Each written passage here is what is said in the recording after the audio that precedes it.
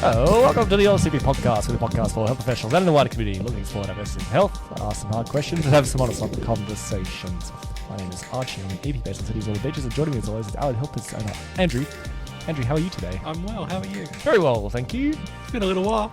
Yeah, well, I mean, people will think that we recorded one 2 weeks ago because I released one last week, but in reality, we recorded that in like August, and then I went away. Yeah.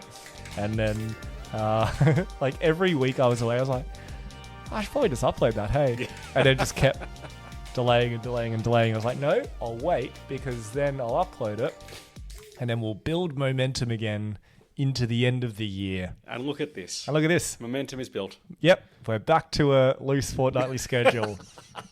God, I'd hate for people to look back and go, how many times have we said we're going to be doing a fortnightly schedule? Yeah, I know, right. We seem to sporadically do maybe, 4 to 5 episodes, maybe 3 to 4 fortnights in a row, and then Something happens. Yep. Yeah. We start working again. Yeah. Some stressful situation comes up. Yeah. And the podcast is not priority, unfortunately, all the time. No. Because we have work to do. We have work to do. Yeah. We're not influencers. This isn't our job. We don't make. Imagine if this was our job. I don't know if I'd like that. I think it'd be too much of a good thing. You'd be pulling teeth to try and find things to talk about, I reckon.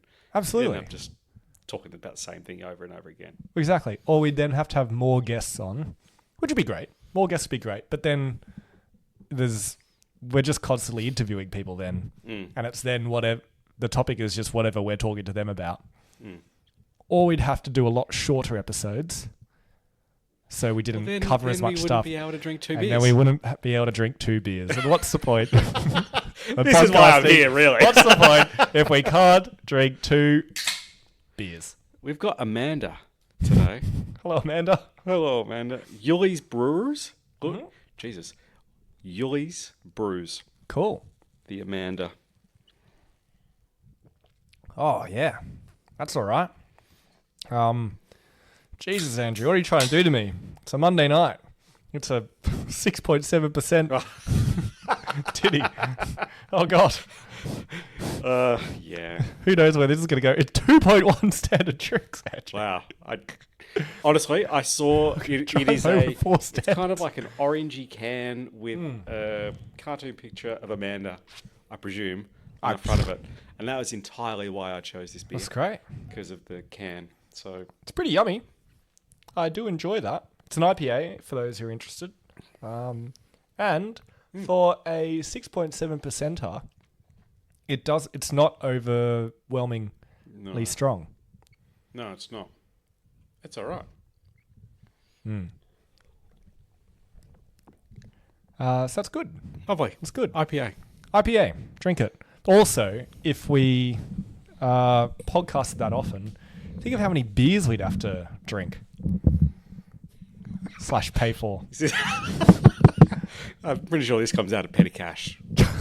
There's no way you're paying for this out of petty cash. Are you using the business card to pay for these beers? Hey, I'm on work time right now. Are you? This is professional development, isn't it? Well, we found out recently, a lovely person named Jessica from Southeast Melbourne messaged us, DM'd us, and said that they sometimes use our podcasts. She tells the team to listen to them, and then they talk about them in team meetings. Well, that's a great segue. It's a great segue to a topic, so thank you, Jessica, because we are going to talk about team meetings today. The good ones, the bad ones, the shit ones, the best ones, the worst ones, the ones that have worked, the ones that haven't worked. I've done a lot of team meetings over the years. It's definitely evolved over the years as well. Like what we did absolutely. a long time ago is different to what we do. And it's probably continually changing, right? Yes. And I would say that we've learnt from all of the ones we've done that we tried lots of things, which I think is the important thing. That's probably the first lesson is there's no need to get stuck doing the one thing and going, well, this is the best thing. Because it might be the best thing, but how would you know unless you try some other stuff? And we've tried a lot of things that haven't worked, and that's okay. Because the team does not expect perfection in meetings all the time. As long as they know that we're trying to make it better for them and more valuable for them, we get feedback from them on it on a yearly basis, and we change things. Yeah, we do. So when going back, when do you remember running your first Rebound team meeting? And by team meetings, we're not talking about team days. We're not talking about team getaways like retreats. We're just talking about like a weekly or a fortnightly or a monthly, whatever meetings that you do with in the team you're in that might go for half hour, 45 minutes, an hour. And they might be just with your clinical team, just the EPs, or they might be with the EPs or the physios, all the professions together, or they might just be the whole team together. All kinds of team meetings. But whatever your regular team meeting is, which I'd say that most places would have at this point. Do you agree? I think so. I think, if you're growing a team, then it's sort of something that is pretty standard, that you are providing education and you're providing value to people while they're, learning from people in the clinic. But also, and to start answering part of your question from before, I remember a lot of those first team meetings were about not necessarily clinical stuff or learning professionally, but more on here's a new thing that we're going to do in the clinic, processes or systems or stuff like that. Starting very, very simply with how do we answer the phone, or how do we respond to a inquiry or a email or whatever. Yeah. And just because I think we noticed then that it's different people are kind of doing it different ways, so maybe we should try and work out a way to standardize this thing. But to answer the earlier part of your question, I struggled to recall what it looked like initially. I would probably say something like monthly. Yep. Because I think probably back then we were probably more of a contractor organization where we didn't have as many full-time employees, and so we kind of had to fit in with the schedules of other people, and make it at a time that was not very disruptive to people's schedules, and therefore and then focus on more of the this is how we do things rather than professional development. Yes, absolutely. Yeah. When I started, I don't know how long you'd already been doing this for, but I don't think we had a weekly flow of meetings. But I remember we'd do a Friday afternoon meeting or a Friday lunchtime meeting once a month. And we were all sit on the ground in the gym, and there'd be something to discuss. That's what I remember when I first started. I think I remember bits and pieces of stuff like that. That's how I met a bunch of the team. Was the first Friday afternoon meetings. I was hello, hello everyone. And then reasonably soon after that, we started doing some clinical meetings. And at that point, the clinical team at Brookie was just 3 EPs, 1 physio, and a dietitian. And so we were doing a combined weekly clinical meeting for the 5 of us. And that was kind of our first experience of trying to do a clinical team meeting. And it was really interesting. And my memories from it were mostly we didn't love it. Because I don't think we were ready for a MDT style multidisciplinary meeting. So trying to come up with topics or things to talk about or things to cover or learn that was relevant to both dietetics, physio, and EP was quite difficult. So ended up not. So then you either knew what the thing was on or you didn't. And then there were always at least two people who were like, well, it's not really relevant to me. Yeah. So I think we almost, because we only had one physio and one dietitian and 3 EPs, we're like, well, we might as well have everyone together, because what's a meeting of 2 people or 3 people, right? Or a dietitian by themselves is not a meeting. Or a dietitian and 1 physio is not really a meeting either, right? And you can't really do clinical group meetings with one person. No. So we just combined everyone. We did that for a while, and it was like, Yeah, I think the intention partly was to bring people together. The intention partly was to make sure that we're doing things consistently. But I think as the team sort of started to demand more of like, I want to go deeper into my clinical skills. I want to learn from that person about that specific professional development course that they did, or journal articles, or whatever we morphed into. It just became less and less relevant for the different professions to be all in the same room when we're talking about treatment mapping for osteoporosis, and the physio and the dietitian are sitting there going, I don't really care about any of this, because it doesn't impact anything that I do. So I ended up walking out of those meetings like, it was nice, but like I didn't learn anything. Yeah, it felt like I could have used that half hour or an hour better doing something else. Yeah. And some of the main things we did, I remember some of the topics we did was bring a journal article that you've got some takeaways from and summarize it for us. Listen to a podcast.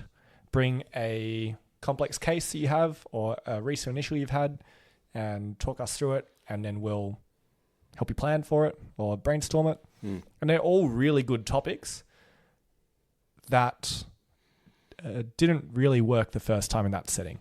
And I think they can work, but they have to be in the right setting for it. Yeah. So, and then the other thing on that is, if you're going to have clinical meetings, you need to know what the purpose is of them. Like you said, like, are they for people to develop clinically in their area, or are they to work out standardized processes for the team and get everyone on the same page and standardize the level of care that we're providing? Well, these are 2 different things, and you've got to run them 2 different ways. So if you're trying to standardize care, then someone's got to be leading that and bringing people up to the standard of what should be done, or brainstorming what do we want to be providing to people, and then here's how we do it, and make a process of it. But if you're doing it for clinical learning, then you've got to decide, well, how are we going to do the clinical learning? Are people going to self-direct their learning and then bring the information to the rest of the group to pass it on? Is one person going to present or bring a topic to the group and tell them what's going on? You've got to decide how it's going to work. And then within that, you need to decide, well, if you're going to ask people to, and this is where we've learnt a bit as well, is if you're going to ask people to bring information or knowledge back to the group to help them, they need enough time, and time is relative as well. If they're not very busy, then they might only need a couple of days. But if they're a busy practitioner, enough time might be 2 to 3 weeks, or even longer to prepare for what you want them to do. Then you need to decide, how specific do you want the thing that they're bringing to be as well. So if you go, bring a journal article to us, expect shit. Why? Why expect shit? Well, okay. Well, back then. Oh, you're old. so old. No, okay. It would be a lot easier now, all right? Because I just used ChatGPT. Yeah, true. But pre-AI, it was go onto Google Scholar and type in some keywords for whatever popped into your mind, which you'd probably thought about that morning. Diabetes, resistance training, intensity, effective, and press enter, and then pick one of the ones on the first page. Pick one of the ones on the first page that seemed to have most of those words in the title, and had the article available for free. And I was like, great, that's the one I'll do. And most of the team, if they're busy, are going to go, that's what I'm going to do, and they will summarize it. And often you get to the bottom and go, well, it wasn't very good in the end. And so the amount of journal article review meetings that we had where we go, all right, who's got a journal article? And everyone will go, yep, we've all got one because we're told we've got to bring a journal article. And they go, right, you start, Andrew, summarize it for us. And they go, looked interesting. Actually wasn't very good. They just said that, exercising at 70+%, doing it 3 days a week of resistance training and this amount of minutes of aerobic exercise is good. And it's better than not doing it. Yeah. Fascinating. Wow. Very good. I've learned so much. That's great. Very good. Lovely. And then, all right. Any comments, any questions on it? It's like, oh, well. Not really. So, yeah. A lot of they're very off. Not very often you get someone go, "Ooh, yeah, I actually found an interesting one. It was really good." It's like, okay, great, awesome. So it ended up being we'd just review Physio Network articles or journals because every month Physio Network would bring out a new edition, and there'd be 16 articles on it that were already summarized, and they were already interesting articles. So that was better.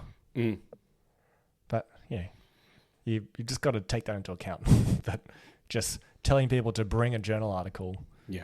It's not just doing it for the sake of doing it. You're not going to get the quality, and you get people, like you said, just sort of walking away from those meetings being like, yeah, I just learned what I already knew. Yeah. So you're better off investing, I don't know how much it is now, $120 into a Physio Network membership and getting the editions of the most interesting research in that area every month. And then you pick one, everyone reads that one, and then we talk about it. Yeah. And then come with some questions, with some leading questions for people to answer then as well. As opposed to, what do you think? Yeah. Correct.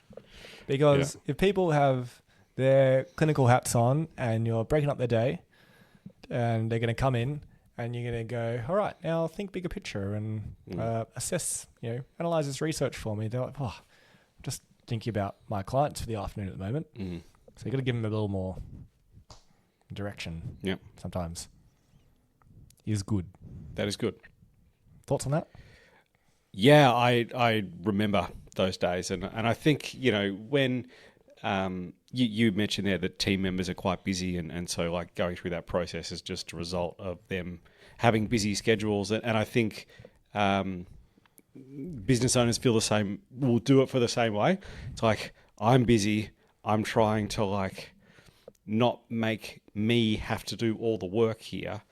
But maybe that's not the best way. Like there needs to be some sort of a framework that you give people or a decision that, okay, we're going to, like you said, invest in trying to find the best articles that we can so that when we do have a meeting, there is a way for it to translate from a discussion about research into, well, this is how we change our management plan template, or this is how we change our treatment planning or schedule based on what we've read. Like there needs to be some tangible outcomes coming from that sort of thing. Otherwise, it's just an exercise in vanity, really. It's just saying we do professional development where it's like, well, I could have spent 5 minutes of my own reading that article and saved myself 40 minutes of a day. Like, I remember doing that. Just like, I'm fucking busy, but I know this is important. So what's a way to spread the load? And in reflection, it's like, okay, well, maybe there's a better way to do that. It almost feels like that you look at your spreadsheet of, okay, what are the meetings we're going to do this year? And then you might have, one a month or two a month. You go, oh, fuck, podcast. Not that reviewing a podcast is bad. There are some podcasts that are better than others. Yes. But if you are going to do a podcast review, make sure that you give people enough time. You specify whether you want them to listen to this specific podcast or you want them to review a podcast from a particular topic, or you want them to do any podcast. Okay. And then you give them enough notice to listen to a podcast.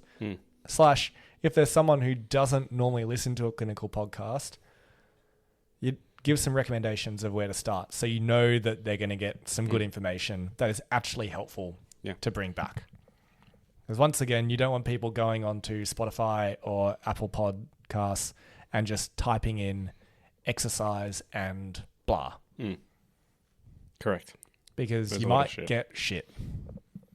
You might get the honest CP. And then you go, fuck, did these guys just talk about beer and just like, what did you learn? Not much. Not much. Not enough to get a CPD point. No. Okay, so we've talked about journal articles, case studies, client case studies. Is this something that you kind of feed into your team meetings now, like reflecting on existing or clients that have reached their goals? So we have our flow of team meetings at the moment is 3 discipline meetings and then 1 whole team meeting.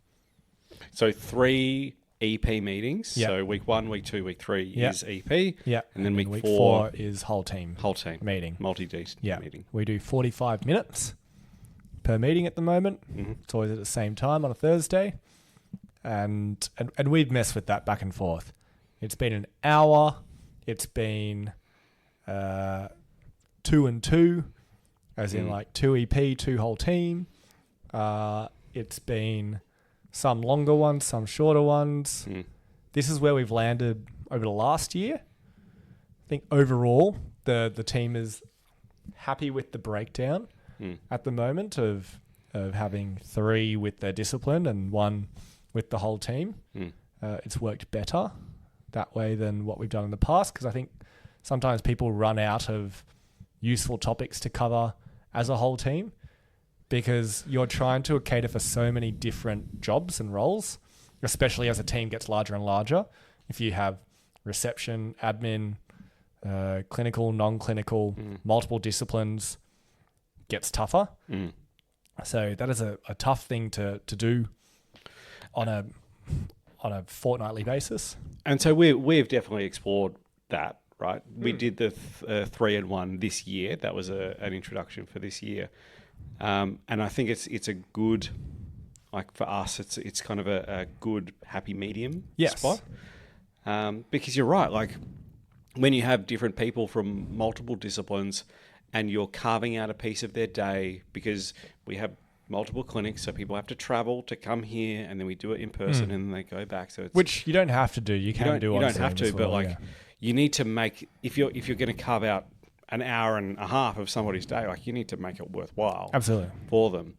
And like you were reflecting on before, like there's only so many times we can sit down and talk about what an EP does, or what an OT does, or what a physio does, because OTs don't care about the very granular details of how you treat a certain thing, because it doesn't affect them in their daily life. It's important to understand what other professions do, but like to dedicate consistent time to, like it's just it doesn't land, it doesn't stick. And it's a bit of a, like, there's probably a document that you could probably read that would fulfill that need for them. So for us, that 1 week of where we do a MDT, and I've just sort of done the planning for next year, we do get some guest speakers in.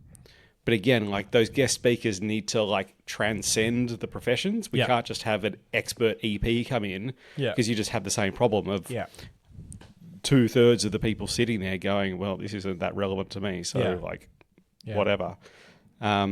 So things like team wellbeing. So we've had psychologists come in and present to us. We've had some of our referrer people. We've had like plan managers, we've had support coordinators, we've had the orthopedic surgeon come down and present to us for a lunchtime. which like general interest topics, but like because they're an authority in that area, it does hold a bit of weight. But like I think the thing, and we polled our team a couple of weeks ago about like what worked well this year and what do you want to see more of next year. Guest speakers was one of those things, but what also came through was like working groups, like breaking up into special interest groups of practitioners who have similar ideal clients, and then you can go a little bit more deeper. You can go into more like, well, if a person with Parkinson's disease comes in, what does best care look like from an OT's perspective or from an EP's perspective? And that way you're going to get more, because there is going to be a bit more shared knowledge coming into that session, that you're going to get more out of it, rather than people just sort of sitting on the sidelines and going, oh, that's not really that relevant to me, so I'll just sort of sit chill back out and for 45 minutes. Yeah, which is not what we want. No, we don't want It'll that. happen sometimes, but it's like you try and move away from that. Yeah. So that's the MDT ones. And then in our EP ones, this last year, we've had a flow of one of those 3 weeks. So once a month, we're doing a case discussion or a complex client that you bring. That's just one of your clients that you're currently seeing, you've just started seeing, you've finished seeing, whatever. And generally you coming with a question about them, or you want to run your plan past other people in the team to get some input. Just walk us through that. So like what you were talking about preparation before. Yep. Like in helping people to prepare for that, what are some of the prompts that you're giving them? So this one's not too hard to prepare for, because most clinicians can stop right now and think, so who's your most difficult client right now that you're like, oh, I don't fully know where I'm going with them. Or I've just started seeing someone. You just started seeing someone and you go, oh, that was a tough initial. Or this is going to be harder. Or this person is not quite getting better or going the direction I want them to go. Everyone's got that person. And, you know, you only, for a 45-minute meeting, you only need really, 2 to 3 of those to get through. It's 15 minutes per person, because each one with interested practitioners normally stems a discussion around that person, and then multiple factors around their personality, around their condition, around their treatment, around any recent evidence or like good research we have regarding their condition, what other people have seen similar in the past, how they treated it, and then putting together a plan for that person.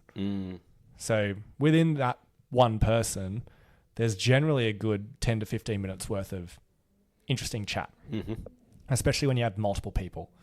So with our team, we break it up. We go into breakout groups because we don't want 14 people all listening to one person, because then people don't get involved. Like half the benefit of these team meetings is not just the person talking, getting an answer. It's the other people getting a chance to mentor and help and help problem solve someone else, because they then get experience and practice, informally being a mentor, informally helping someone develop professionally, asking good questions, providing input, and also learning themselves as well. So there's benefit from multiple sides of these ones.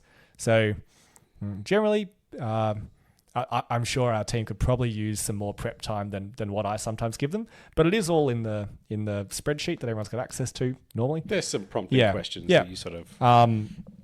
But we do that on a monthly basis. We have a case discussion, bring a challenging case kind of thing. And so does everybody bring a challenging case? Look, that's the idea. Yep. Everyone has something to talk about. At the start of the meeting, I will go, how many people have one to talk about today? And you get at least half, which is good. And then I just decide how many breakout groups to do based on that. Yep. So if there's 6, we'll do 3. And so how many people are in a breakout group? So I don't want one-on-one, because that's then not a group discussion. You don't get enough opinions. Yep. So minimum 3. Minimum 3. Okay. Cool. And that's over Zoom? Yeah, over Zoom. Yep. Yeah. Right. Because we got people at 3 sites, but you can do this in person as well. If you're a team of 4, just do it as one group. If you're a team of 6, you can do it as one group, or you can split up in half, or you can go, it's your turn this week and it's your turns the next time. But also, you don't want to force people to discuss someone if it's not actually worth discussing, right? So that's where I don't force people to come with one, because sometimes people are on top of their clients and they're feeling good. And in that situation, if everyone is like that, then I'll just change it to go, I want everyone to think of a person who they feel like they're nailing at the moment is going really, really well. And then talk about their journey. Why that? Well, because they can then reflect on the person who's going well and almost give themselves that reinforcement, positive reinforcement that, hey, I'm doing a good job with this person. Talking about your own win is difficult, but important for self-confidence. Why is it difficult? Well, people are generally modest, or maybe it's an Australian thing. I don't know. We have a bit of tall poppy syndrome here, right? So people bragging and talking about, yeah, this person's doing great, blah, blah, blah. Like, it's easy to not come across like you got a big ego, but people are worried about coming across like they have a big ego. So but if you ask them to do it, then it's like, well, I've been asked to talk about this person and my wins with this person, so I will do it. I've been asked, and people are expecting to hear me talk about a win. So they're going to be very encouraging and go, yay, go you, well done. Yeah. It's not like you've just offered up. By the way, I'm doing all this with this person. Yeah. Which, by the way, people should celebrate their wins and tell people, because it's good to celebrate those and reinforce them. And people should know. So that's good. You should be celebrated for doing well with people. But sometimes people get nervous about doing that. Yeah, sure. I guess it also depends on your team as well. If you've got good cheerleaders in your team, that is great. People who support each other, that is great. If you've got people who are more competitive or worried about their standing or how smart people think they are on the team, then maybe they're more likely to talk themselves up, but less likely to ask for advice with a difficult client. So it gives you an idea of people's ego as well. It's like, well, how often does this person, and this is more just from my mentoring person analysis brain, so how often is this person actually asking for advice or bringing a complex case? Or do they feel like they've got it all sorted all the time and they're king of the world? So, okay. Oh, good for you.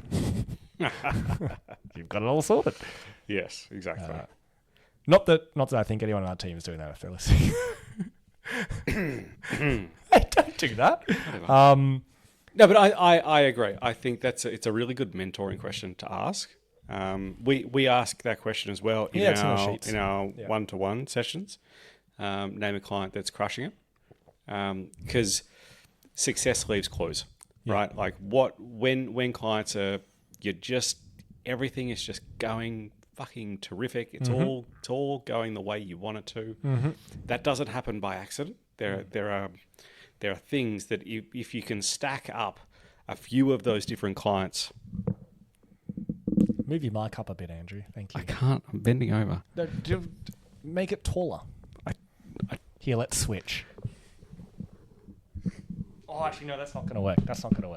Hold it's on. all right. I'll hold it. No. I got it. I'll talk for a second. Andrew, for those who don't know, is incompetent with his mic. So I have to... Sorry, everyone, if I heard that. I have to set everything up for him, the poor bloke. And we're absolutely not going to edit that. No, that's getting edited. Because we don't do it. We don't do anything.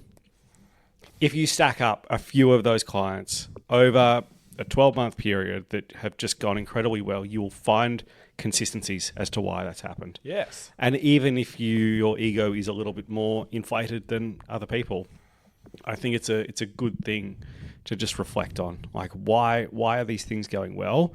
So that when it goes pear-shaped, you've got some things to go back on. It's like, I tried this thing with that person and it worked. Maybe I'm going to try it with this person and see. Absolutely. I think it's a good thing, and like it's good to celebrate this stuff. Absolutely. You should celebrate wins. And when it's being filled out in a form, or I ask someone, it's like, who's going really well at the moment? Everyone has an answer, which is great, because it means they know that they can do their job really well, and that they are helping people, which is important. It is important. This is what we're here for. Yeah. So we do clinical case discussions, and often that brings up some good stuff, gives both the person bringing it up and the other people helping them a chance to think and ask questions and discuss, which is great for so many reasons. I would recommend trying not to have a group more than, say, 5 people doing it, because you then encourage people to stay silent. And the whole point of a meeting is that people engage and they learn something, or they teach someone something. So if they get to sit there quietly because there's enough people that they don't have to say anything, then they're just a passenger, right? So make the group small enough that they have to do something if you are aiming to have engagement in a meeting. Because sometimes a meeting is about listening because someone's presenting, and that's fine. Sometimes that's just the nature of what the meeting is about. But for these ones, for the case discussion ones, you need to have a size, like a group size, where people will engage. I don't love it when people enforce that everyone asks a question. I think it's almost like negative motivation to engage. They're like, oh, I'm going to have to ask something. But if no one is engaging, then maybe you have to do that. You're going to point at people. Exactly, yeah. And we have done that in the past many years ago. But I think it sets the expectation, right? Exactly. Like you just got to have that as a standard expectation. Yeah, that's just a standard. Not. I like the word standard. It's a standard, right? When we have these case discussions, the standard is we all contribute. Yeah. That's easy. Yeah. And if they're like, no, I don't like to contribute, like, why? Okay. All right. Well. Yeah. That's a different conversation. Yeah, exactly. It's a different conversation. Not for today. So that's part of our monthly flow. So case presentations is one. Yep. Then the other 2 that we fill them up with is if anyone in the team does CPD, anything at all. Anything at all. Anything Listen to this podcast. No, not anything at all. If anyone goes and does a course, does a webinar, attends a conference, attends a external meeting of sorts, we like that knowledge to then be brought back to the rest of the team, because it just multiplies then, right? It's like, great, the one person got benefit, and now the benefit of being in a team is that we have the time of more people to go and generate knowledge and consume knowledge. So now we can pass it on to the team, and the whole team's smarter. It's like, I have never been to a women's health course personally, but I've heard many, many presentations now in services from our team who have been to women's health courses and done webinars and gone and done observing at different clinics and that sort of thing. And that's great. I've never done my PD Warrior level 1, 2, and 3, or been to the Australian PD clinical conference, but I know what happened at it, and I know what was interesting from it, and I know what is relevant to us in terms of if I have a PD initial come in, I know the important things. Yep. I can help them. Yep. Which is great. And I think that's unrealistic for every practitioner to go and do all of that research and CPD themselves, right? You'd be spending every bloody weekend at some sort of thing, and it's just too much. Yeah. Some people are course junkies and they love doing that, and that's fine. But if you've got a group of people that are consistently, once every month or two, going and doing something from a professional development perspective, then you come back and talk about it. Then, the need to do that, the cost associated with doing that, it definitely reduces quite a bit. Absolutely. So that's another standard for us is if you do CPD course or a webinar or presentation or something like that, you attend something, a conference, then you, in one of the meetings in the following months, we'll give you as much time as you need, you then bring that information back to us in a presentation. Mm-hmm. And that's not just a sit down, all right, let me just tell you about it. It's like, nope, do a presentation on it. And you said our meetings are 45 minutes. Are they presenting for 45 minutes or? They can present for as much of that 45 minutes as they'd like or, So it's not always 45 minutes. Question time and... Absolutely. Sometimes there might only be 15 and 20 minutes of information for them to go through, which is absolutely fine. But in those situations, I encourage them to bring some discussion questions that they can then bring to the team and we can then talk about as a whole team or talk about in breakout groups. Because I presume if you've gone and done a CPD, then there are ways to like, okay, well, how can we improve as a team our treatment and management of this person rather than just like, here's what I learned. Yes. Okay, well, now let's spend 15 minutes talking about how we're going to actually do it with people. Yes. Yeah, I like it. So definitely the focus from the presentations when people come back is not just recount everything that happened. It is really bring the interesting nuggets. Right? If we have 45 minutes, and it's once a week, and people have brains that are full of information, I don't want to know all of the data and statistics from the theory part of your CPD course. I want to know what's relevant to me if I see this person come in and I have to do an initial with them or I'm taking their session, I'm writing a program for them or whatnot. Yep. That's what's important to me. So I can also appear as an expert for this person, at least initially, and then I can go and ask you further questions, or if the research is necessary for me to communicate with them, then I can go and look at it. But it's not realistic for us to be across every bit of research and data for every condition that might come in the door. No. So that's not the focus. The focus is clinical implications, case studies, and nuggets.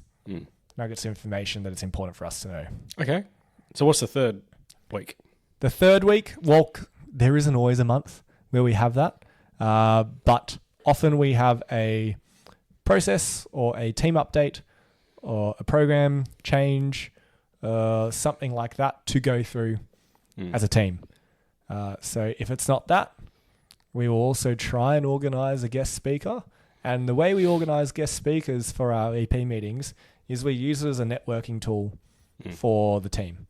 So if people have gone and they've met another professional or a community person, and they're trying to build a relationship with them, then one of the things that we offer them or ask them to do to create that next point of contact is, hey, we have a meeting with our whole team, with our whole EP team on Thursdays. Would love for you to come and present to us and share your knowledge with the rest of us so they can all meet you as well. And that's valuable to the other person, especially if they're interested in creating a professional relationship with you as well. They'll go, great. You mean I get to get in front of more than just one EP? I can get in front of 5, 10, 15? Awesome. Yeah, absolutely. I'll go tell them what my specialty is and some nuggets of information about what I do. It's like, great. That then teaches the team about that person, but not just that person, but ideally something that they have a specialty in or are smart about and can pass on some information around. That helps us as well. Nice. So that's really helpful. And you find that like when those people come in, they are adding value, like the content that they're talking about is relevant and important and useful and... Most of the time. Well... Look, we're not going to say we have a 100% hit rate. That's good. Sometimes you have someone come in and you go, all right. Thanks for coming. Thanks for your time. Thank you for coming. Thank you, everyone. And the team's good because they know that, hey, one of the reasons that they've been asked to come in is to help that person build that network, build that connection. So we respect that and we remain interested and we ask questions and we give them the time of day. But it's not always the most interesting thing in the world. It's not always directly relevant to us or all of the practitioners in the room. But if anything, if we learn nothing else, we learn how not to present when you go and meet other people. Well, that is a good thing to learn. That is a great thing to learn. So, and going back to the CPD one, when people come and present, there's other benefits as well. So not only does the team get to learn the best parts of what that CPD course was, but the person presenting gets to practice presenting. And we can give them feedback afterwards. I will generally give them feedback afterwards, one-on-one, privately. But I will also help them prep for it as well, because I want people to take it seriously.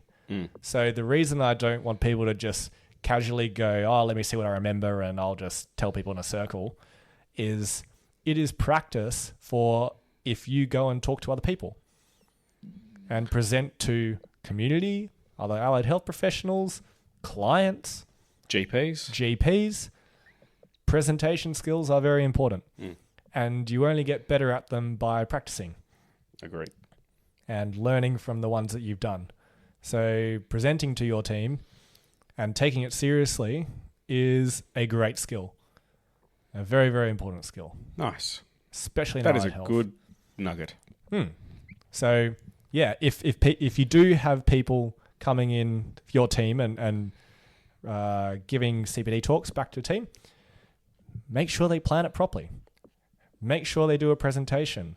Whether that is a presentation with slides, up to them. Sometimes some slides are helpful. Often slides are helpful. But at least have them take it seriously. Get them to, we do our team meetings on Zoom. Even if there are other people in the room, we will get them to, if we're practicing Zoom presentations, I'll get them to sit in a room by themselves and present like that. So they're not just talking around them to the other people in the room while the people on Zoom are getting a shit experience. Like, no. Practice your presentation like you would be doing it over Zoom to external stakeholders. So set it up properly, all that stuff. Well, I'm not sure if we still do this, but there was definitely a period where we would record this stuff that would then end up going into our library of resources for new team members to come on. And if you want to learn about whatever, then here's a presentation that this person did. Absolutely. And it's great because it's relevant and it's by us and it's relevant to us. So then not only do our new team members get to watch that and learn from all the things we've done over the last 5 years, 6 years, 7 years, but students get to come in and learn from that as well. And then we can run a half-hour student practical on watch this Parkinson's presentation, and then we'll talk about it. What were your key learnings? And then when you see a Parkinson's client, go and apply. Show me that you've gone and applied what you've learned. So we'd have over 100 presentations across the last 5 to 8 years that are in the Google Drive on a bunch of different topics. And we can now refer back to them at any point. And there's updated versions of each one's, which is so helpful. Well, I mean, I think it's amazing. I bet you do. Fucking great. But I mean, even for experienced practitioners, right? If you haven't seen something for years, if you haven't seen a type 2 diabetes initial for years, and all of a sudden one pops into your calendar, it's like, fuck, I'll spend 15 minutes and go and refresh. Yeah. What are the questions I should ask? What should I be? What's the outcome for that session? Yeah. What am I recommending to people? Rather than Google Scholaring or ChatGPT. A lot better. So that's like our current flow of team meetings, and it works really well. It works really well at the moment. Sometimes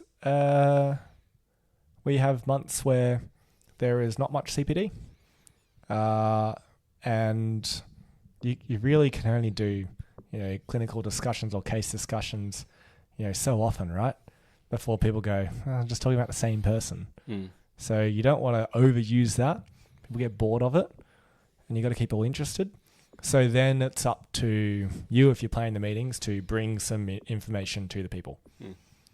And that can then be, hey everyone, here's a 5-minute video on this topic. Maybe it's a soft skill, maybe it's communication, maybe it's personal development, maybe it's clinical. Give people a week to watch it, write your takeaways, have some discussion questions to go through. Great, awesome. Hey everyone, here's a podcast I want everyone to listen to.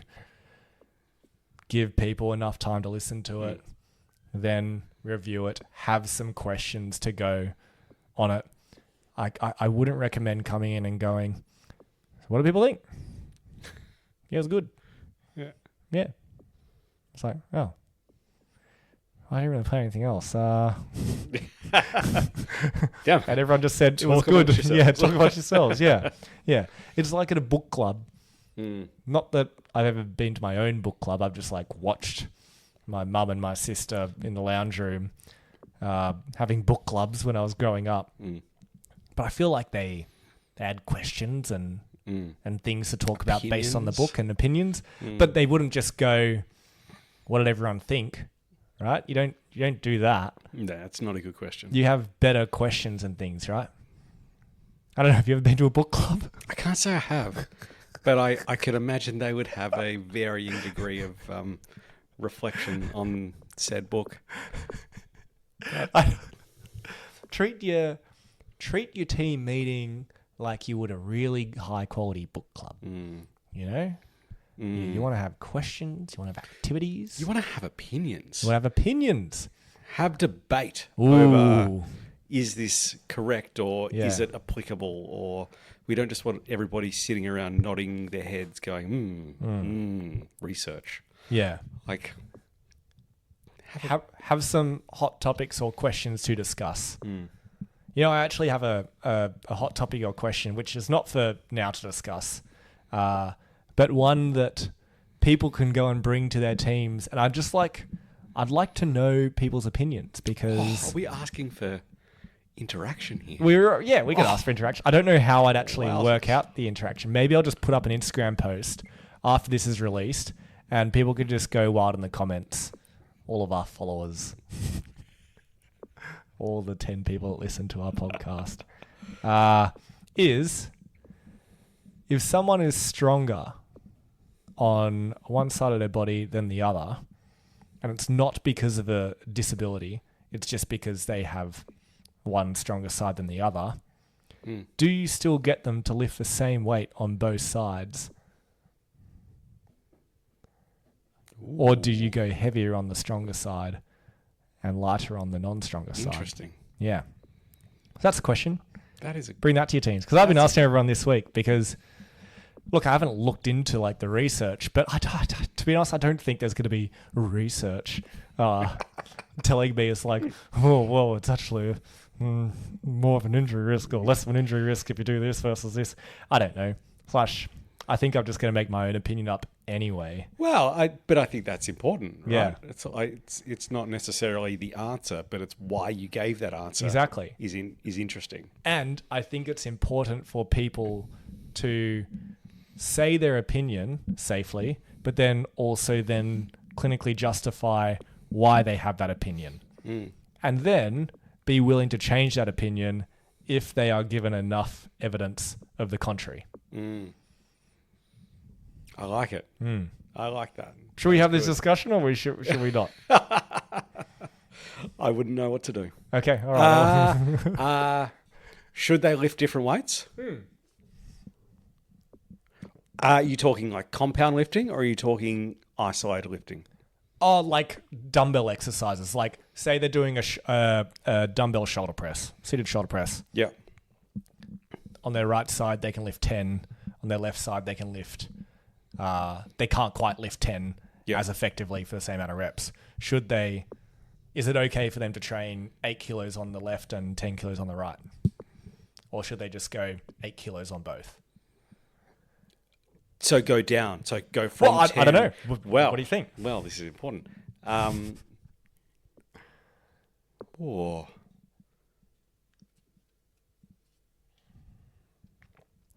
I'm conflicted. Andrew's I'm deep conflicted. in thought. Yeah. My FMS is coming and slapping me in the back of the head and saying there's dysfunction. Bad Andrew. Dysfunction. Bad Andrew. Dysfunction. Deficit. Weakness. Imbalance. Imbalance. Alarm bells ringing. And I'm not saying there's a right answer to it. I just think it's a really interesting question. Do you have an answer to it? I have an opinion on it. Okay. Do you want to know my opinion? Yeah. I'm not ready to justify it because people will shout at me. I think they can train different weights. That's my gut feel. I think there might be reasons why they're stronger on one side than another. They might probably do a more unilateral based sport. Or well, so I want to think. I want people to know that we're talking about this outside of the context of like injury and pain. So it's like, yes, an injured and painful shoulder is going to be weaker in lifting than a injured and painful arm. I think yes, we understand that like we should be trying to bring up the strength of the injured side to the strength of the non-injured side. I'm not talking about that. I'm talking about like healthy person coming in and they're training and they're, a percent stronger or an amount of percent stronger on their right arm than their left arm. I would tend to agree, but I would also try and even it up. I don't. But how would you even it up? Well, you do it like assisted sort of movements or eccentric work, or like you can still get a good workout. But doing a 10 kg dumbbell on one side, and then do some eccentric work with 10 on the other side. Right. So you'd overload the weaker side, but then would you then not challenge the strong side as much? Well, I think it's still being challenged.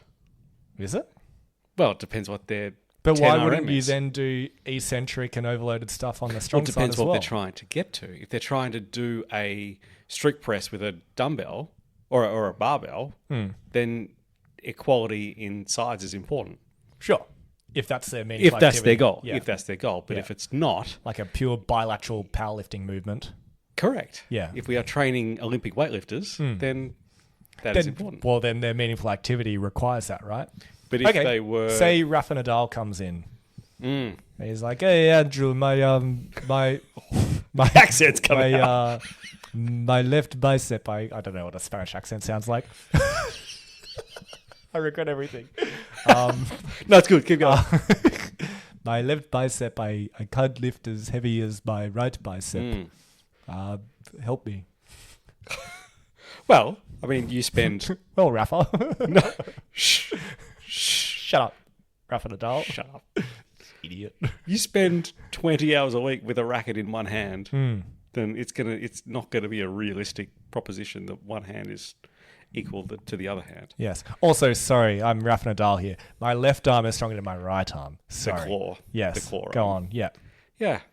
I don't think that is the goal then. Right. The goal is not equality because it's an unrealistic goal. And I want to win more major championships. But you're not going to win more major championships holding your racket in your right arm than in your left arm. That's true. I don't really need my right arm for my meaningful activity. Cut it off. Yeah. Cut it off. Yeah. It's a waste of weight. It's a waste. Yeah. It's a waste of weight. Yeah. Right. There we go. So we agree that for us, our opinion is that it depends on what their meaningful activity is. But Andrew, won't that put us at greater risk of injury because of the imbalance? Yes, it will. Okay. Well, you're clinically negligent. Yes. Damn it. But that's okay. That's okay. If old mate wins a fucking Wimbledon title, he doesn't give two shits about his imbalance. That's true. That is true. I think it's an interesting conversation because I think there are good points to both. And I do think it matters if you are doing a sport or an activity that requires even use of both body parts, both limbs. So I think it's almost more relevant for the lower body, right? Different story. Because if you're running Well, it probably helps to have similar strength. If you're jumping, similar strength, all of that kind of stuff, right? Or you're doing a bilateral movement. Makes a difference. But upper limb, I think it's an interesting conversation. That is a good discussion. Yeah, bring that. I want all the listeners to take this to their next team meeting and have that discussion. And don't go in telling them there's a right and a wrong.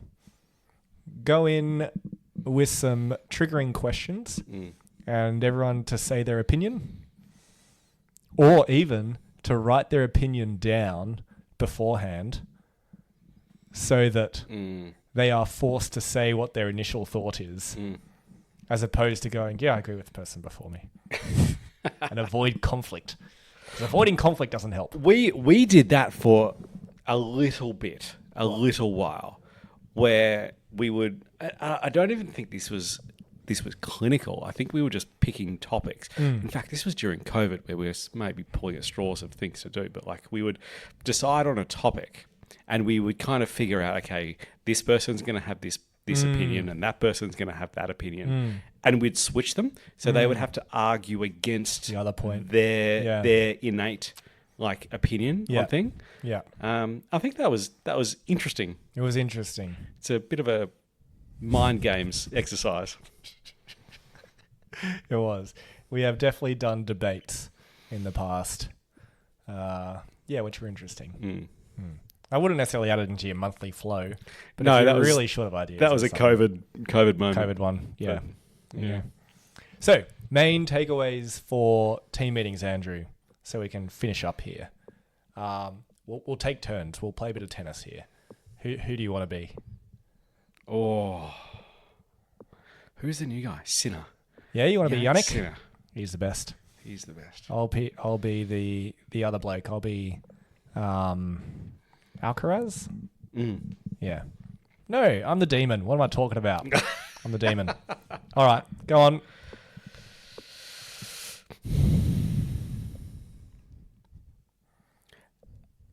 Share positive experiences as well as negative ones. That is good. Very good.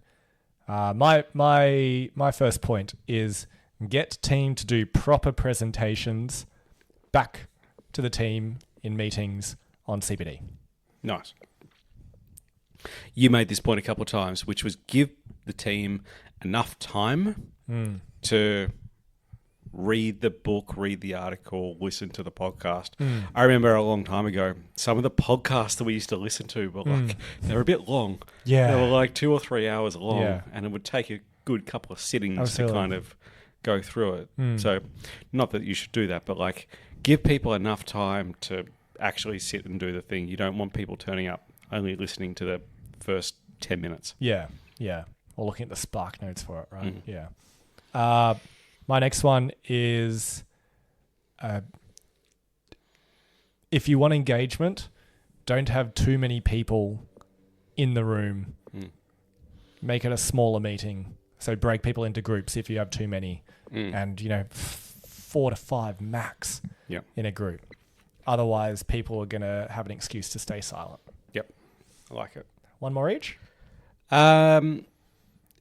One of the things that we've known to be true is that our team, and I think most teams, they like to know what's coming up, right? So you don't need to plan the year in advance, but if you've got the next month planned and you can share that with the team, I think people like that.